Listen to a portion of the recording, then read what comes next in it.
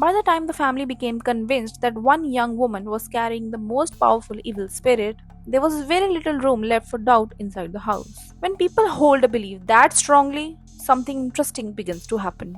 Instead of looking for evidence that might prove them wrong, they start interpreting every new event as confirmation that they were right all along. Psychologists call this confirmation bias. Once a person becomes convinced of something, especially in a close knit group, they often notice only the details that support that belief while ignoring everything else. Investigators believe something very similar happened here.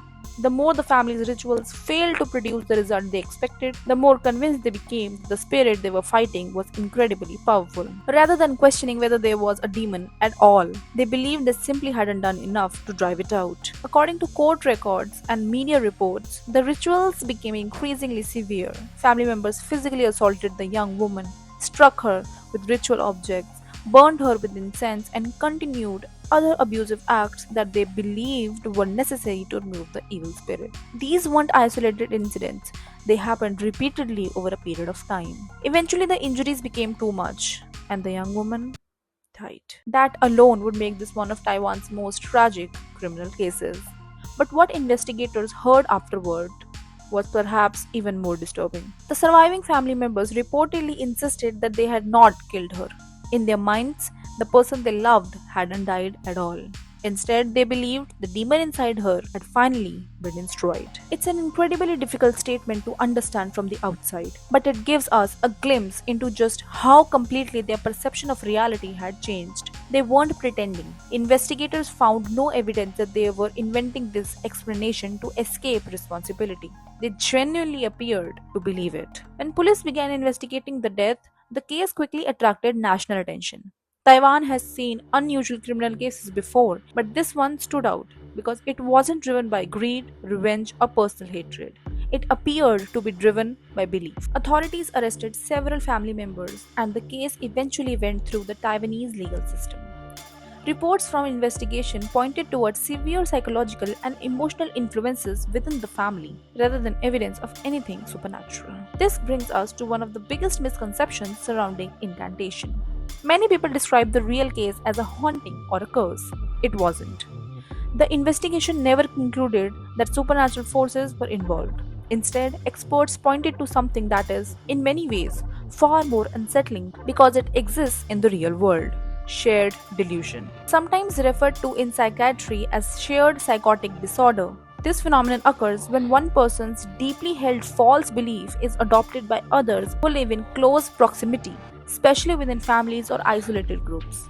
Although it's considered rare, documented cases have shown that people can begin sharing the same distorted view of reality when they reinforce one another's fears over long periods. That doesn't mean every member of the family experiences mental illnesses in the same way. Human behavior is far more complicated than that. Fear, stress, social pressure, religious interpretation, and emotional dependence can all combine to create situations where questioning the group's beliefs becomes almost impossible. In other words, what happened wasn't the result of one terrifying ghost story, it was the result of a terrifying psychological spiral. And that is exactly the part that inspired Incantation. Director Kevin Coe has explained that the film drew inspiration from this real tragedy, but he never intended to recreate it exactly. Instead, he used the emotional core of the case, a family consumed by fear and belief, and built an entirely fictional supernatural mythology around it. The mysterious Mother Buddha seen throughout the film doesn't exist in the form presented on screen. The disturbing hand symbol isn't part of the real case. The chant repeated throughout the movie wasn't taken from an authentic ritual connected to the incident. Even the idea that viewers could become cursed simply by watching the film was a storytelling technique designed to blur the boundary between fiction and reality. And judging by the reaction, it worked. When Incantation was released in 2022, social media quickly filled with discussions about the chant. Some viewers refused to repeat it. Others admitted they had paused the movie because they felt uncomfortable participating in what seemed like a ritual. There were countless posts asking whether anyone else had experienced strange coincidences after watching the film. From a psychological perspective, this reaction isn't surprising. Horror becomes far more effective when it invites the audience to participate. Instead of showing you a haunted house from a distance, Incantation asks you to remember symbols, repeat words, and believe that your actions matter.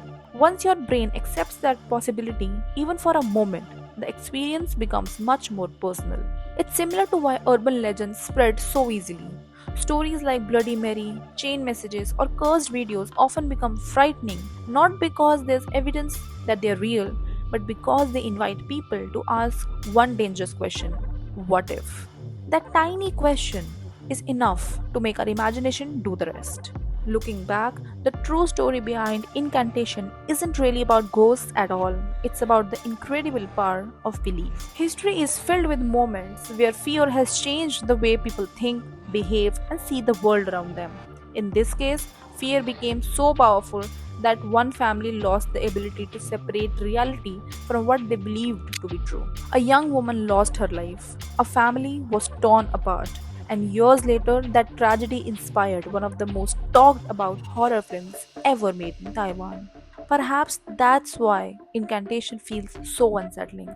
Not because of its fictional curse, not because of the chant, and not because of the terrifying face hidden inside the tunnel. It stays with us because buried beneath all of its supernatural imagery is a real reminder that the human mind can sometimes become far more frightening than anything we imagine lurking in the dark. If you enjoyed this deep dive into the true story behind Incantation, let me know which horror film or paranormal case you'd like to explore next.